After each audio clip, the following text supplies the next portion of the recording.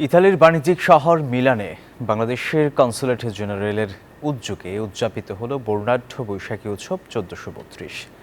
প্রবাসে বেড়ে ওঠা নতুন প্রজন্মের সামনে বাঙালি ঐতিহ্য তুলে ধরতেই এই আয়োজন বলে জানান আয়োজকরা। স্থানীয় সময় রবিবার ইতালির বাণিজ্যিক শহর মিলানের একটি পার্কে আয়োজন করা হয় বৈশাখী আনন্দ শোভাযাত্রা। ঢাক ঢোলের তালে বর্ণিল প্ল্যাকার্ড নিয়ে প্রবাসী বাংলাদেশিরা অংশ নেন এই শোভাযাত্রায়। অনুষ্ঠানে প্রধান অতিথি হিসেবে উপস্থিত ছিলেন নবনিযুক্ত কনসাল জেনারেল মোহাম্মদ রফিকুল আলম। জানান, প্রবাসী ও বাংলাদেশের কৃষ্টি ও সংস্কৃতিকে ধরে রাখার চেষ্টারই অংশ এই উৎসব। সবার স্বতঃস্ফূর্ত অংশগ্রহণ আমরা এখানে দেখতে পেয়েছি।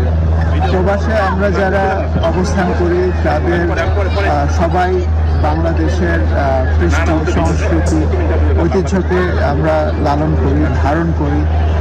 এই সময় মেলার স্টল ঘুরে দেখার পাশাপাশি প্রবাসী বাংলাদেশিদের সঙ্গে মতবিনিময় করেন তিনি। খাবারের স্টলে ছিল মাদারীপুরের বিখ্যাত কাজির ভাত ও নানা ধরনের ভর্তা। এসব ঐতিহ্যবাহী খাবার যেন মিলানেও ছড়িয়ে দেয় বাংলার সুবাস। লাল হলুদ শাড়িতে রঙিন হয়ে ওঠে পুরো পার্ক। প্রবাসী শিশু কিশোরদের পরিবেশনায় মঞ্চ হয়ে ওঠে প্রাণবন্ত। সরকারি ছুটির দিন হওয়ায় প্রবাসী বাংলাদেশিদের অংশগ্রহণ ছিল চোখে পড়ার মতো। দেশের সীমা পেরিয়ে প্রবাসী ও বাঙালির প্রাণের বৈশাখী রং মিলানে বাংলাদেশের রাষ্ট্রদূতের আয়োজনে প্রাণের উৎসব হয়ে উঠল প্রবাসীদের মিলন মেলা। Desk report, news 24।